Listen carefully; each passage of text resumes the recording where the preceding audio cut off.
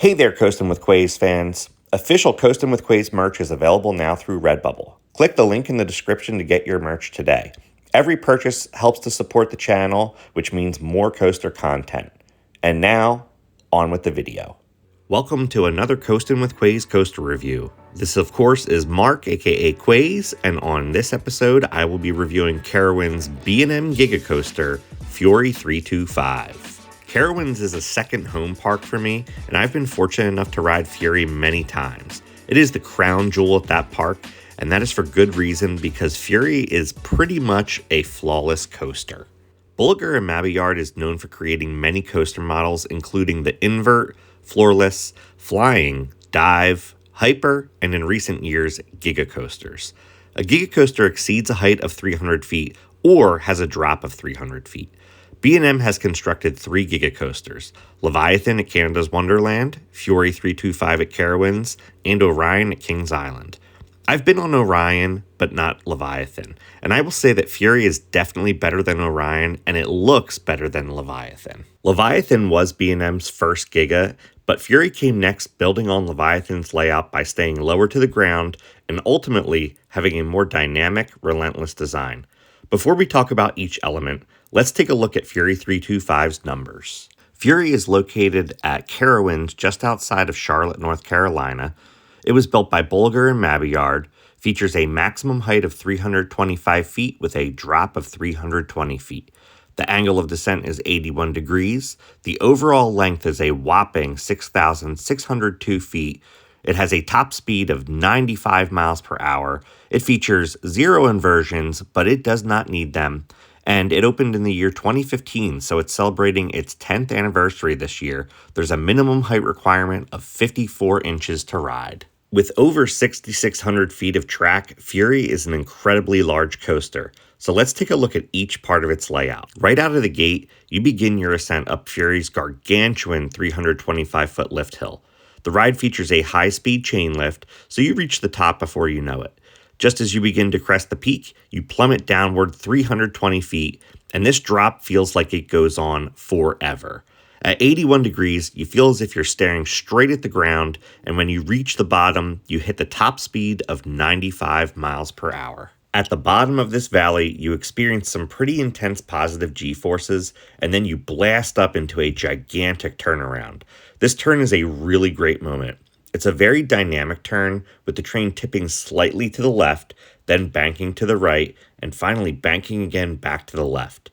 So far, all you have experienced is the drop and this turn, and this ride is already incredible. After the massive turnaround, it is time to hang on because this is where Fury gets totally insane.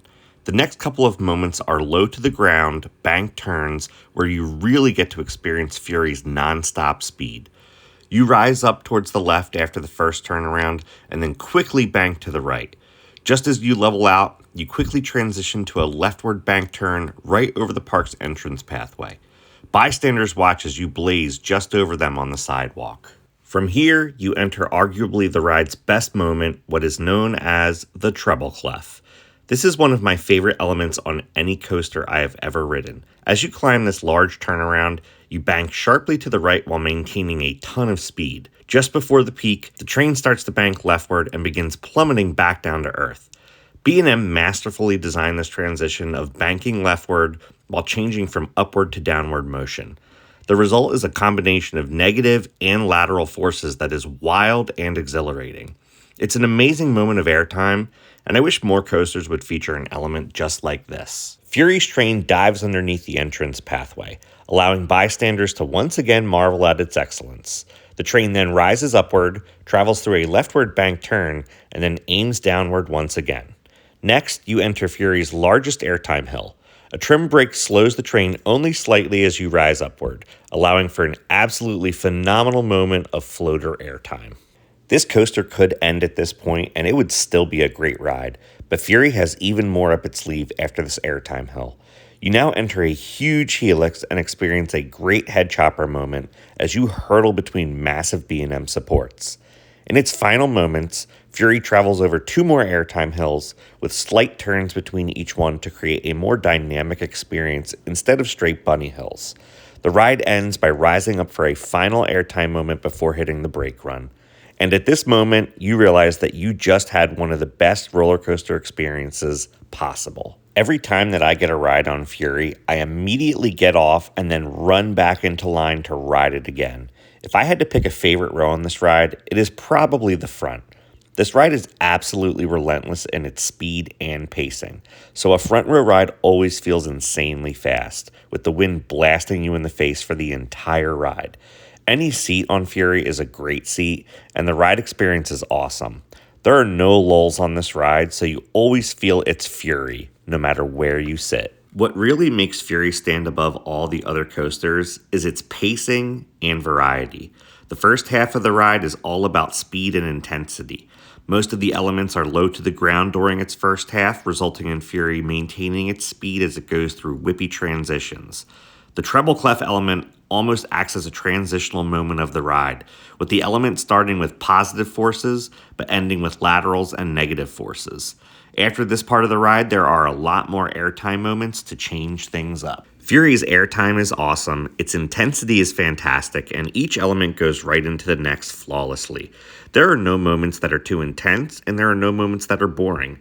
Fury is a massive, super fast ride, but it is incredibly enjoyable from beginning to end. I'm a huge fan of Intimidator 305, or Pantherion as it is now known, at King's Dominion. In fact, that's my number 2 coaster of all time, but it is not everyone's cup of tea. I-305 is an ultra-intense ride with not many moments where it lets up. Fury is much more balanced, and because of this, it is more enjoyable overall. Fury is incredible while you are riding it, but it's also incredible to watch. The track interacting with the sidewalk at the park entrance is a perfect way to get guests excited to ride, especially as you get to walk around that amazing treble clef element. I cannot think of a single part of Fury that I would change. For me, it is a perfect ride. And for that reason, I have to give Fury 325 a final score of 10 out of 10. Not only is this a must-ride coaster at Carowinds, but it is a must-ride coaster in general. If you're a coaster enthusiast, then you must travel to Carowinds to ride Fury. It stands as my number 1 coaster of all time, and I think that it should be a benchmark for all Giga coasters in the future. That brings us to the end of this coaster review. Let me know in the comments what you think of Fury 325. Is this your favorite Giga coaster? Is this your favorite overall coaster? Do you think it's overrated? I definitely do not. If you liked what you saw, please like, comment, and subscribe. And until next time, keep on coasting.